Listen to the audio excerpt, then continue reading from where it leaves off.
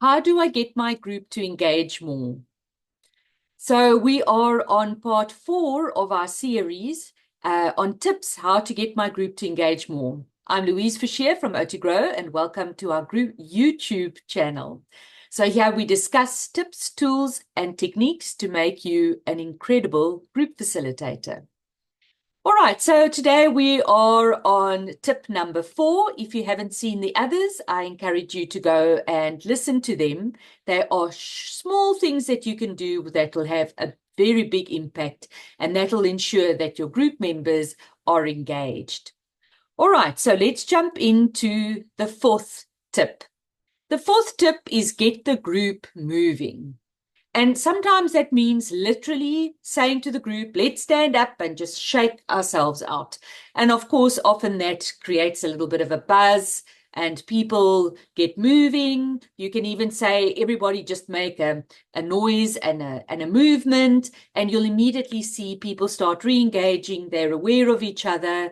And then you can sit down and carry on. That's one way you can do it to get them moving. Another way is you can have a group and you can say to group members, let's say you're having a group about stress management. Turn to the person on your left and tell them, what is your perspective on how people should deal with their stress? So you can even take it away from them, but you are getting them talking to each other, you are getting them engaged with each other and have them move around. You can even say, turn to the person you know least or move to the person that you know least in this group and talk about your ability to manage stress. And so we are getting people moving out of their positions, out of the circle that you're sitting in, and have them walk to each other and share. All right. Another way to do that is to engage the group members in an activity. That is a way to get them moving and to get them focused on something rather than just sitting listening to one person talk at a time. And especially when the group is still new and in its forming phase, it becomes so important to take yourself out of the group and to give the group members an activity in which they can physically do something. So by engaging their bodies, you're going to see they are going to become more engaged with each other and mentally in terms of the theme that you have for that group. All right. So how do we do this? One of the things that you can do is to plan. So when you are planning your group session, make sure that there is an activity in which there's movement. We also know that in our warm-ups, we always try to include some movement to get people going, to get them out of their seats, out of the metaphoric stuck place of sitting, and get them moving and out and doing something differently. Especially for occupational therapists, where drive is so important for us, that's one way where we can actually facilitate that. So when you plan your session, whether it's your warm-up or your main activity, see if there's an element that you can bring in movement. Even if you have a look at structuring where it's taking them out of the circle, where you start your group and at tables that is placed on the edges of your venue or your room, that they need to literally get up and move to a new place for the activity. And even there, you don't take chairs with and let them see how they can either get their own chairs or they're going to stand, but it's getting them moving and that it helps them to engage. All right, so one of the things is, this is how I can plan to make sure that there's more movement or more activity in my group.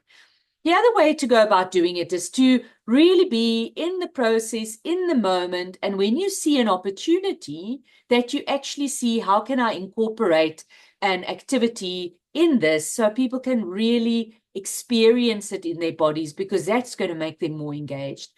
So example, I was explaining about a corporate team building that I did not too long ago, and people were saying about how people differ in the team.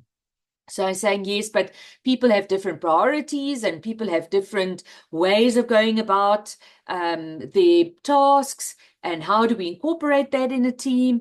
And it felt like the group was starting to become distracted, disengaged, It was hard to get people to comment on other people's ideas. And so at that stage, I said, you know what? Let's do an activity with this. And so we used the this and that warm up.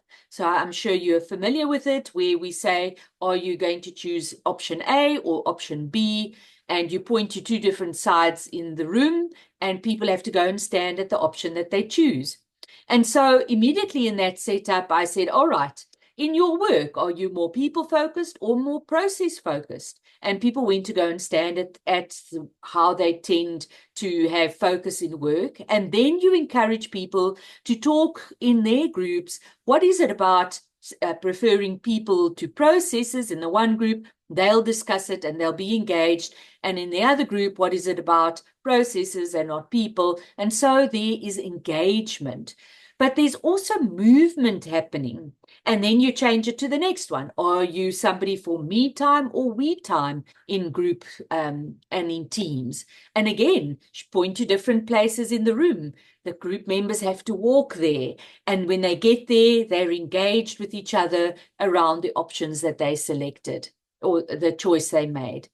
All right, so can you see how in the moment when you see your group is getting stuck and disengaging and it feels like you are moving through mud, then get them out of the stuck place and up and get them moving.